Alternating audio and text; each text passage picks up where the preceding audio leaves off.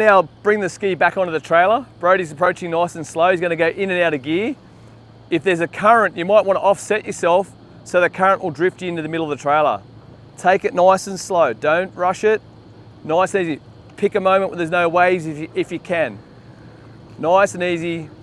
Once the ski contacts the trailer, you'll leave it in forward gear and ride up nice and easy. Cool. Winch on.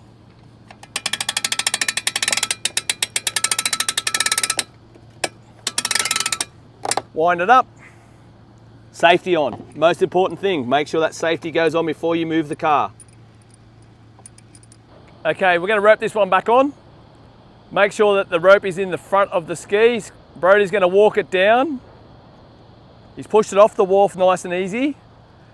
And what he's going to do is going to get the ski close and then throw me the bow line. It might go back into the wharf. You'll get another little quick push off. The longer the rope, the better, to be honest. Perfect throw.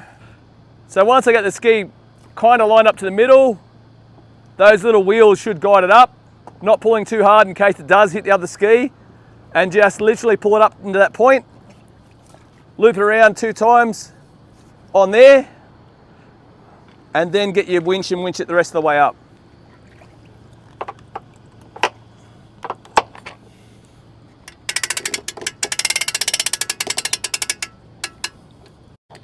Again, safety back on. Remember, do not move the trailer until both safety chains are on. Okay, when you take it out of the ramp, nice and steady. Let the skis centralise on the trailer.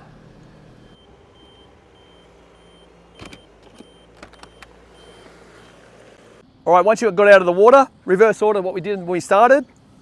Bungs out, straps back on.